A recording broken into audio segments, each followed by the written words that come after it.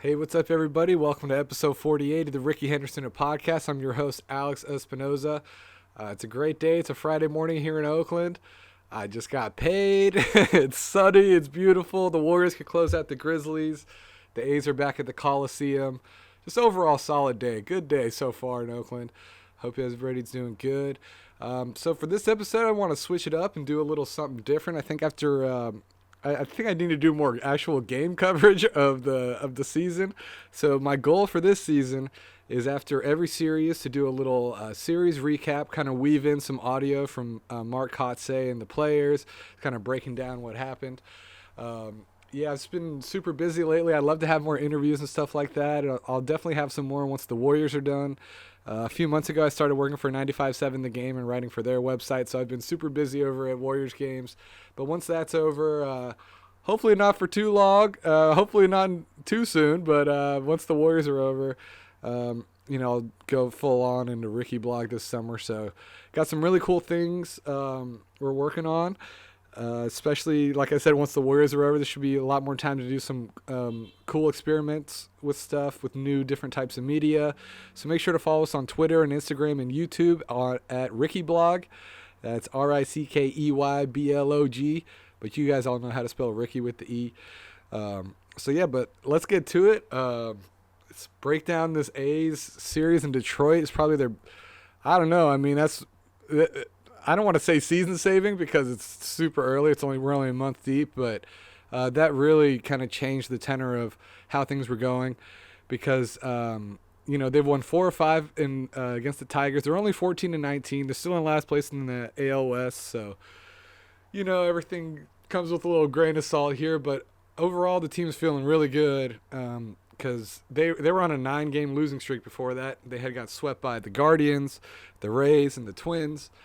The offense was looking abysmal. I think they had scored 1 run in their last 3 games of the streak. So, but yeah, now they've won 3 in a row, and all 3 wins were really encouraging for different reasons. And after yesterday's victory, so yesterday would be Thursday. So after Thursday's victory, the 5-3 comeback, not comeback, but the 5-3 late victory. Mark Kotsay just kind of described the feeling in the clubhouse and how big it was to fly back to Oakland after turning it around like that. Coming here, we were all frustrated kind of with how we've been playing. We obviously made some adjustments. The guys did, and it feels good. It feels good to get back on track. We're gonna enjoy this day and this win today. I hope you enjoy it. Didn't sound like you were enjoying it. No, Conte's super even keel and chill. But I'm sure that plane ride was fun. This A's team's definitely low-key goofing around quite a bit and having a lot of fun. And we'll get to that a little bit more. But overall, yeah, it kind of just feels like any other A's team. They got good pitching. I've been really surprised with their bullpen. Their starters have been pretty good. I mean, there's some more things you want. But, I mean, this is, a pretty low-budget team here. So you got to lower your expectations. And, of course, they have a streaky offense. It wouldn't be the A's unless they had a streaky offense. And, I think it was really big for the A's to get Ramon Hernandez. Ramon Hernandez. Walk-off bunt incoming. Ramon Laureano back and finding his rhythm after his 27-game suspension. You figured it would probably take him a while to start. And it did take him a while to start. I think he was like 0 for 14 or something like that before he got his first hit. But he's back. It looks like he's starting to get into rhythm. That's really big. Sheldon Noisy's an absolute tank. He's hitting 291. Christian Bethancourt looks like a great pickup. Kevin Smith looks awesome. He really looks like an exciting player and can play multiple positions. Tony Kemp's coming alive.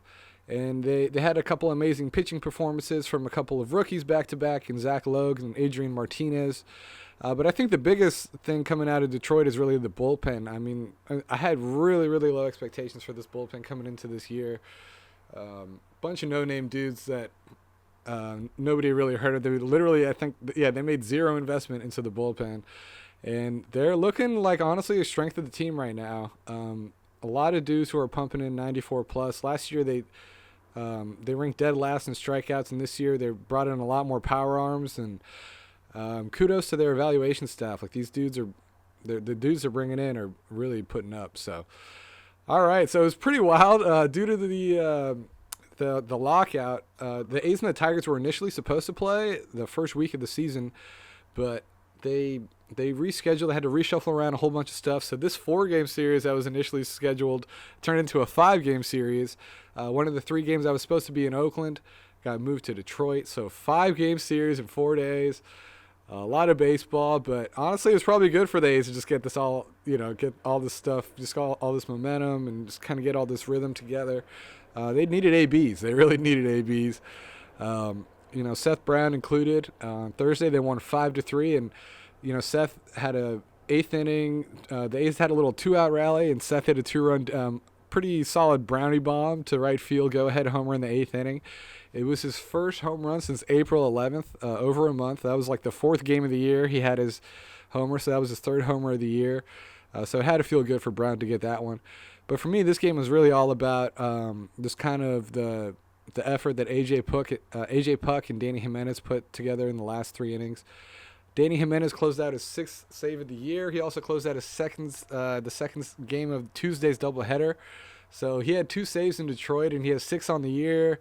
He still has not given up an earned run yet this year. He gave up 2 earned runs in a loss on April 30th.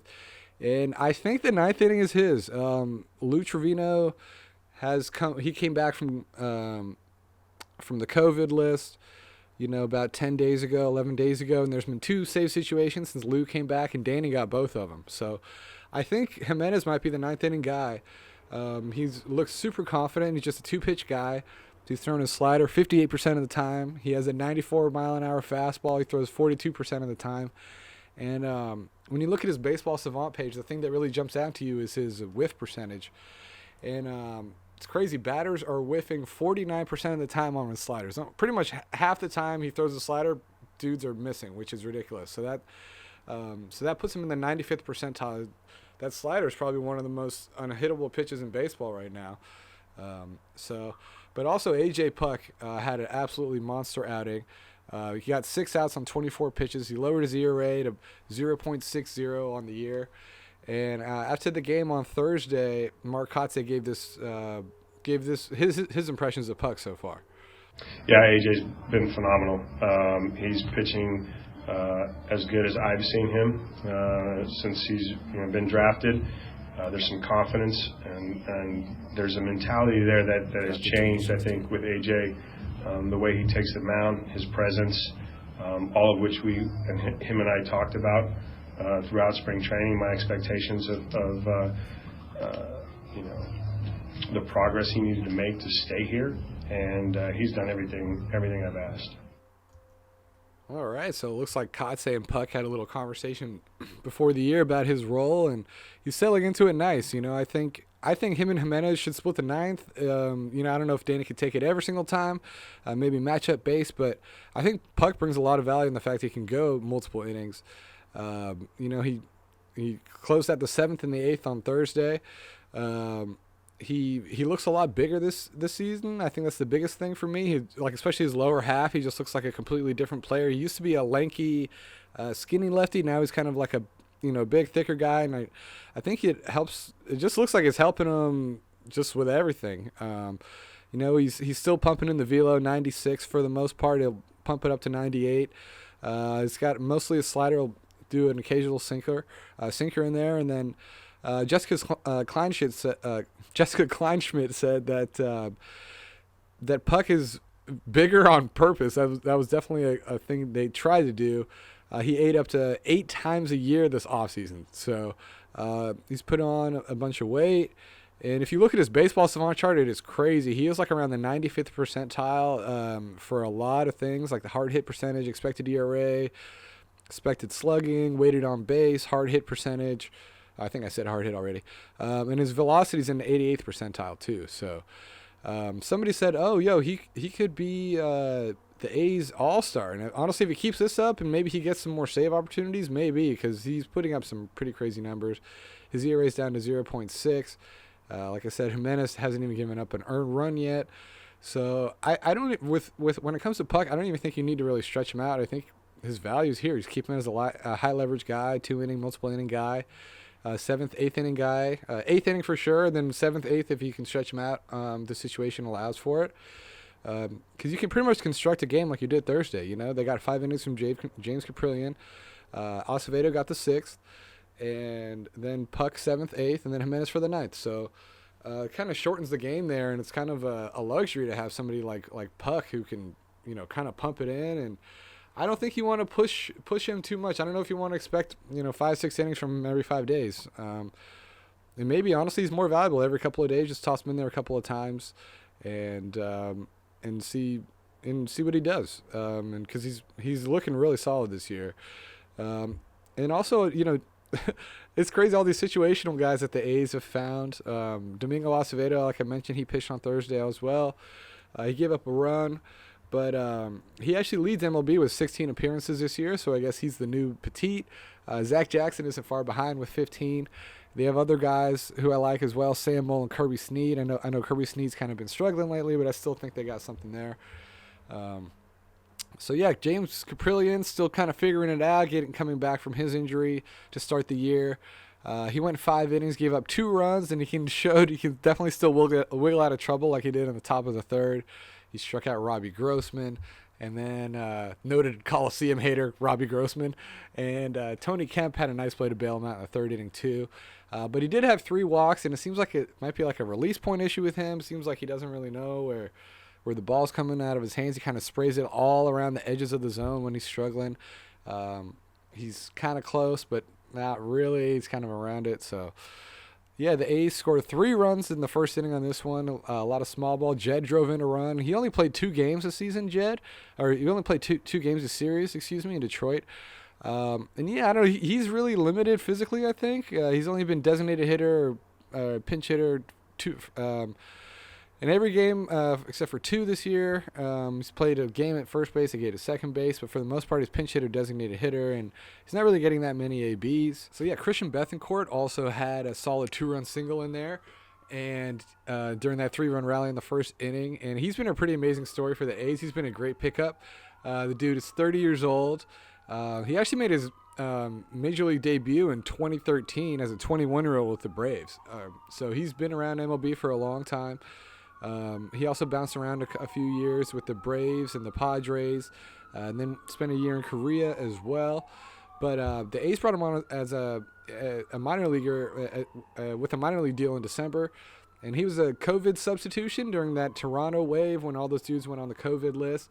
And then he was so good that he just kind of stuck. He knocked off his substitution designation that brought him onto the 40-man roster. And yeah, he's been looking pretty good. I don't think he's going to hit a lot of dingers. I think he's more of a really hard hit singles guy. Hit some doubles as well.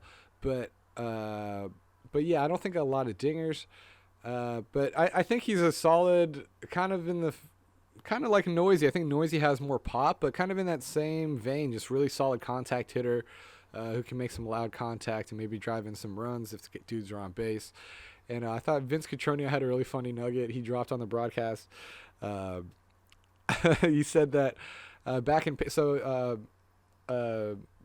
is from Panama, and from near outside Panama City. I guess he has 17 acres of farmland, and he bought 40 cows, or he has some cows that he bought from Carlos Lee, former MLB player. So they're big into cows. That's what they're all about. So he's a big cow guy. And yeah, I've actually been to Rod Carew Stadium in Panama a couple of times. It kind of reminds me of the Coliseum. It's like this big concrete, kind of U-shaped, old school baseball stadium, no frills. Yeah, it's like their national stadium down there. So I went there for a couple of World Baseball Classic qualifiers, like in 2013 and 2016, and it was fun times. So yeah, he's hitting 250 now. He had a really solid series, but yeah, and also what else happened on Thursday was Kevin Smith. I always feel like it helps to have a real good baseball name, but Kevin Smith's generic, whatever. But his game, he's fun. He's really fun, entertaining to watch. He was at shortstop. He started at shortstop. He started at shortstop for Elvis on Thursday. He looks really natural over there. And he is pretty much their backup shortstop this year. They didn't have one last year, really. Josh Harrison, I guess, could have played over there. Chapman even got some time over there last year. But Kevin Smith, you could for sure plug him in there and feel confident, I think, about what he's going to bring with you. And, especially now that Nick Allen's back in AAA, that Kevin Smith might get some looks over there. I wouldn't be surprised if they roll out an infield of, Bethancourt and Seth Brown at first base. Tony Kemp at second, Kevin Smith at short, and Noisy at third. That could totally happen. So, yeah, and on Wednesday, the A's, in the fourth game of the series, the A's also had probably their best team win of the year. I know they also won 13-2 over the Rays earlier this year. That was a big win, but there's something about a shutout, something special about the shutout. And I think the biggest development here is Zach Logue, the 26-year-old southpaw. He's kind of got this herky-jerky motion, and he threw 7 shutout innings. He looked really good.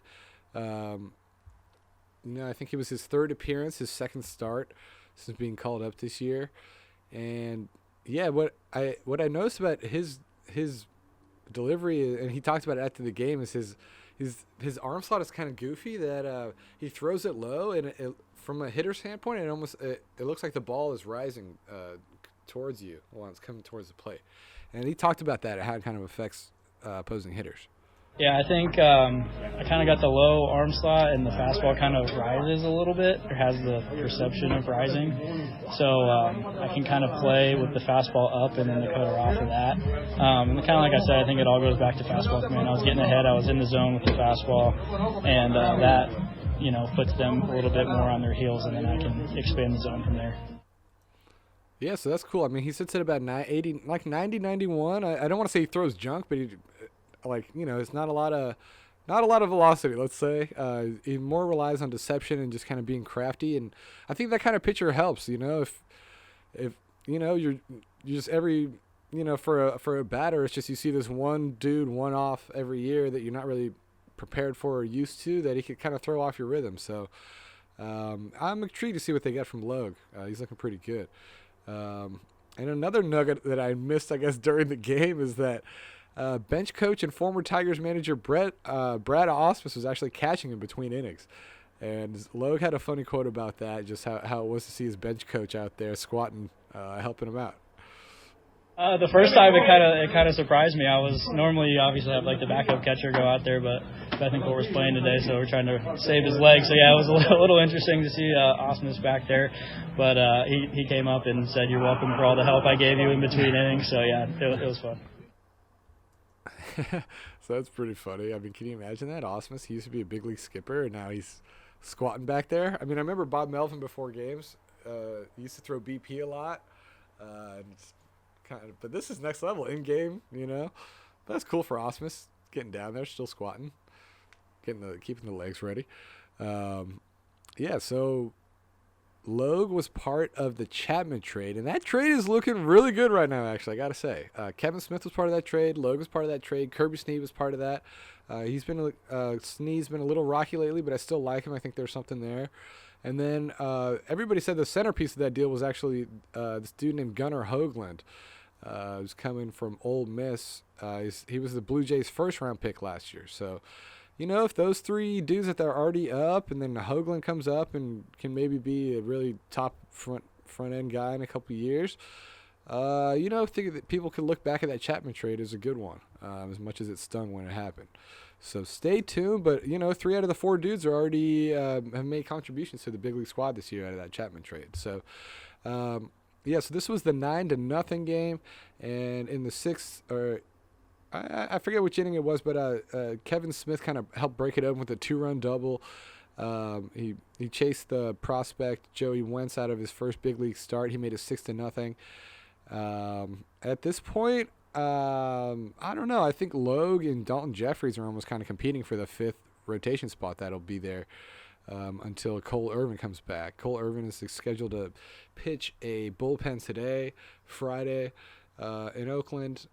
So you probably figure he's a couple weeks off as he deals with shoulder fatigue. But I don't know. I think it's kind of looking like a Yeah, Logue Jeffries thing right now for the fifth spot. And then the other dude will probably just stick around as a six man or a long man or something. So yeah, I thought it was interesting. Logue said just kind of going around the clubhouse talking to his teammates. They told him that that he reminds them of Dick Mountain, one Rich Hill. Actually, just recently, a couple of guys here said I remind them of Rich Hill. So I haven't watched a whole lot of him, but I can kind of see the comp mechanics wise and stuff like that. So yeah. Yeah, maybe he'll be able to pick up something there watching some film. And all of a sudden, they just have a bunch of southpaws. Sam Moll's having a really good year. He doesn't have an ERA yet. Like I said, Snead, I know people are hating on Snead. I still think he's all right. Puck, like we talked about. Now Logue. They got some southpaws over there in Oakland. So yeah, this was a really good one. It was a team-wide win, the 9-0 win. It was literally every guy on the team scored a run or drove in a run besides Luis Barrera, who was a late pinch hitter. And the offense was in such a funk. It must have felt so good. And also, Wednesday's win was their first marked their first back-to-back win since April 19th or 18th and 19th. So almost a month since they strung together back-to-back wins. Got to feel really good. Bethencourt started at 3 for 3 that day. He ended up 3 for 5 with a couple RBIs. Great pickup, like we said before. All right, in the day earlier, the A's played a doubleheader, and the scheduling quirk with the reschedule and everything had them actually be the home game for the first game. And in the first game, there really wasn't much to talk about. Frankie Montas started, and he actually had a pretty decent start, but then Kirby Snead let it get out of control. The A's lost 6-0. They only had 4 hits and 3 singles. It pretty much just looked like the nine-game losing streak, but in a 9-inning game. Just nothing at all. You never really had a feeling like they had a chance. The only good thing that happened that game was Tony Kemp did a hip wiggle at second base, in a tradition that was started the day before. I'll get to more of that in a bit. But game 2 of Tuesday's doubleheader was a really good game for the A's. If it wasn't for Zach Logue's gem, we'd probably all be talking about Adrian Martinez and how he just had the best rookie performance in Detroit, but he was outdone by Logue. Martinez, he was the 8th player to make his MLB debut and the 18th rookie to make his debut for the A's this year, which is pretty wild. He went 5 1/3 innings, gave up 4 hits, no walks, 3 Ks. And he was a fun pitcher to watch. He obviously Tim Hudson is a really crazy name to say, but he just was pumping in like 93 to 96 mile an hour sinkers. Just a lot of stuff was just dipping in the zone. He had a couple of frames where he got a little wild, probably a little more wilder than they wanted, but overall he was looking really good. And here is what Mark Kotsay, Mark Kotsay said that his sinker was electric. Here's what Kotsay had to say about Martinez and just kind of what he brought, and also just his attitude too. He said Martinez was having a lot of fun out there. Oh, great job! But he I think wanted to give us all hugs, which I would have taken a hug, but I had to get the ball. So he I think. All in all, what a day for him, and from all standpoints, it was fun to watch him and fun to see the smile that from a player that was getting his first experience. Yeah, so an electric sinker, Kotsay also said too. But yeah, I have to agree with Kotsay. He was just like a fun pitcher to watch. I don't know. There's just something about the movement on his ball. The way he attacks guys. He's 25 years old. So yeah, Adrian Martinez, maybe a dude to keep an eye on as well. And also this was the game where Tony Kemp made probably the catch of the year. I don't know. Obviously I haven't watched every baseball game, but this was ridiculous. I haven't watched every baseball game throughout the league, but A's catch of the year for sure. I don't know about the rest of the league, but he made a ridiculous Superman catch to rob Jaime Candelario, and he's made a bunch of ridiculous catches over the past couple of years, but this was number 1 for sure. And also his reaction was really hilarious. He just kind of sat there with his mouth open like, Oh my God, I can't believe I caught that. Even for Tony, it was a really hilarious reaction. Here was Mark Kotsay. He said he actually liked the reaction more than the catch. Pretty acrobatic catch. I'm sure we'll see it on the highlights, right? That's what Tony does. I haven't seen it on video yet, but the reaction was priceless. I thought the reaction was outstanding. So. What was more impressive, the catch or the reaction? I think the reaction, personally. No, big play. Yeah, I gotta say, I don't know. I like the play. The reaction was funny too, but you gotta pick the play, bro. The play was ridiculous. Um, and then also it's worth noting Zach Jackson appeared in this game. Of course he did. I think he appeared in 3 games this series. He's got 15 appearances. As far as the offense for this 4-1 victory, is a couple of sack flies, but then of course Lou Trevino had to make it interesting in the 9th. It was 4-0, but then he hit a batter. He walked another one in, but then he got Austin Meadows to pop out to end it. And yeah, I mean, I know it wasn't a safe situation, but he still made it really. He turned it into one. The bases were loaded. It was really nerve wracking. And I think, yeah, the A's just really got to stick with Jimenez and Puck. Seemed like they kind of give Lou Trevino a long leash ever since his success in 2018. But yeah, I mean, just keep him as a 6th inning, 7th inning guy. I think for now, I think it's probably the best. And here's what Kotsay had to say about Lou Trevino after that scary kind of hairy outing. I think overall Lou, he's got good life on the fastball. He might be making some mistakes in the middle of the plate. That's leading to a couple soft contact hits. Overall, I think today was a good day to get him in there, and I'm glad that it finished on the right end.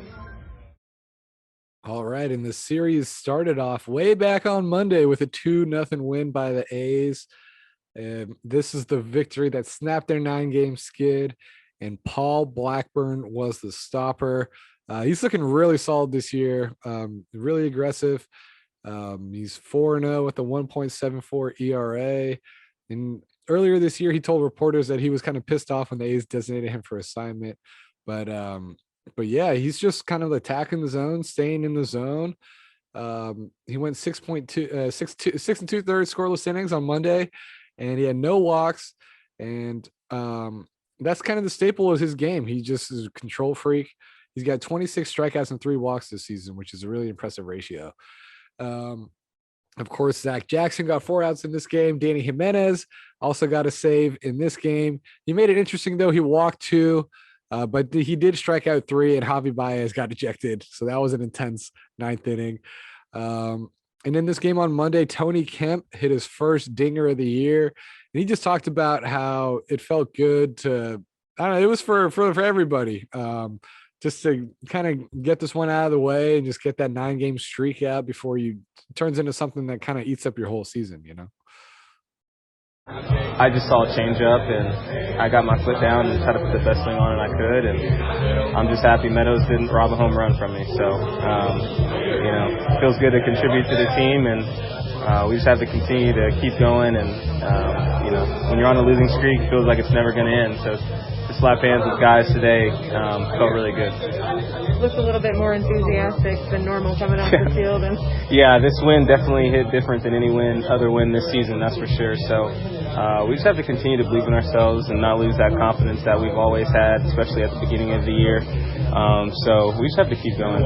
It's a long season, and we're gonna put those 1 to 2 weeks behind us, and you just have to keep looking forward because there's a lot of games left and a lot of baseball to play. So there is Tony Kemp talking about his first dinger of the year and the A's snapping their 9-game losing streak. But also Monday, well, let's see the date. Monday, May 9th, I believe. Yeah, Monday, May 9th. Let it be known. Yes, it was the 12-year anniversary of Dallas Braden's perfect game, but it was also the beginning of the hip wiggle dance thing that's going on. So I'll let the record show, I believe Kevin Smith was the first dude to do the little hip wiggle celebration that they've been doing. In the 2nd inning of this game on Monday, May 9th, 2022, he hit his first career triple in the 2nd inning. He ended up at 3rd base and did like a little wiggle with his hip. And then in the fourth inning, Sean Murphy then hit a double, and he got into second base, and he hit the wiggle even harder with his hip, and he had his hand up, and I think it was the most emotion I've ever seen from Murph on the field. He was smiling and dancing, and he was like, "How was it, guys? Was it all right?" He gave himself a so-so rating. So that was pretty funny to see Murph do all that. And then Kemp did it again on Tuesday. And when he hit a double, so so from that I have deduced that it's either a double or a triple. You have to get an extra base hit. Once you stand on the bag, you look back at the dugout, you got to do it. You can't do it for a single. Got to be a double or a triple. So then on Wednesday, I went back. So once I saw I went back and saw the other extra base hits. There was only 2 more other extra base hits, a lot of singles in the series for the A's. But on Wednesday, Sheldon Noisy hit a triple. So I went back to see if he did it, but he actually got hit in the back by a ball from like the throw from the right fielder. So he was probably worried about that. It wasn't in a dancing mood. He did not do it. But in the 9-0 game, after his 2-run double, Smith low-key did his thing when he hit the 2-run double. So I think pretty much anytime a dude hits a double or a triple now, that's the move. So yeah, that's the series recap. The A's won 4 of 5 against the Tigers. Again, the lone loss being in the first game of the doubleheader, the 6-0 dud. They won 2-0 on Monday, 4-1 on Tuesday in the second game of the doubleheader, 9-0 on Wednesday, and the best win of the year, and then 5-3 on Thursday at the big win from Seth Brown. So big series for the A's. Also have some other miscellaneous notes that I took. Andrew Chafin is on the Tigers. He looks great in the uniform. Still got the handlebar mustache. It looks like he's a pitcher from the Prohibition era, even though we all know he loves his Coors Light. A few years ago, he did a video when he was pitching for the Diamondbacks and he toured his RV. It was like the only stuff that was in there was like Coors Light. So much respect to Andrew Chafin. Gotta love it. I feel like Robbie Grossman is like the new Matt Holliday. I forget what the quote was exactly. Something about he was like, "Oh, they need to get out of the Coliseum. There's no future there." Whatever. A's fans hated it. So yeah, Robbie Grossman probably get booed when he gets to Oakland later this year. And Luis Barrera is up. He's getting some ABs. I feel like he's the new Sky Bolt, left-handed defensive guy. If he hits a single, great, but that's probably the extent of his offensive production. Maybe a rare double here or there. Still waiting on a ridiculous defensive play from Ramon, but good to see him. Pache and Ramon's a nice combo. Pache still patrolling center field like a champion. And I thought it was funny. Ramon told reporters, he said he has a better arm, so it works out. Him in right field and Pache in center. So I thought that was good. So far, Ramon is 4 of 18 with the double. So yeah, he got 4 base. In that series, he went 4 of 18 with the double. Yeah, I think he got his first hit in the Wednesday game or something like that. So he is coming back. And another thing I want to do for every series is hand out awards for every series. So without further ado, the inaugural Ricky Blog MVP Series Award of, I don't know, I got to think of something epic, but the Ricky Henderson of MVP awards for the Tiger series goes to Tony Kemp. He went 5 of 18. He hit his first dinger. He had the ridiculous catch. He also had like 3 or 4 other like really notable, impressive plays. Tony's just kind of snapping out of his funk. So I think he's got to be the go-to guy for this one. And then Bethancourt was an honorable mention. He went 4 of 13. He had 4 RBIs. He's looking pretty solid. And then for the Cy Young of the Tiger series, the Ace Cy Young, I got to go with Zach Logue for his 7 shutout innings. And just the way he attacked dudes, just kind of dominated his outing. He looked really good out there. The Rolaids relief man of the series goes to Dany Jimenez. Send him a pack of Rolaids. I love how that was the award. And then the award is like a fireman's hat too. It's great. Anyways, Dany Jimenez, he got 2 saves. He solidified the 9th inning. It's probably the biggest thing. And the rookie of the year of the series would have to be Adrian Martinez. Just great outing out of nowhere. People weren't expecting it. and a 5 and a third. Bunch of sinkers, tough guy to hit. So yeah, Adrian Martinez looking good. All right, now let's take stock of the AL West heading into Friday night's action.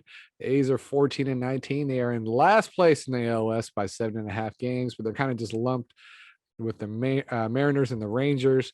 The Astros are white hot right now. They've won 10 straight. They're 21 and 11. So imagine that. They were 500. Now they're 21 and 11.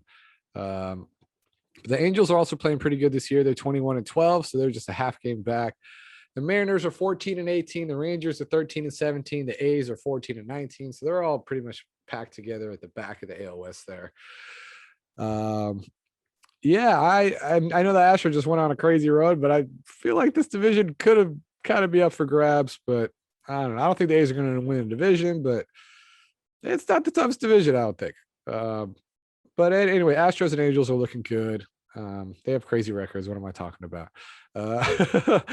All right. So up next, the Angels are in town for a 4-game set over the next 3 days. Unfortunately, Shohei Ohtani is not expected to pitch.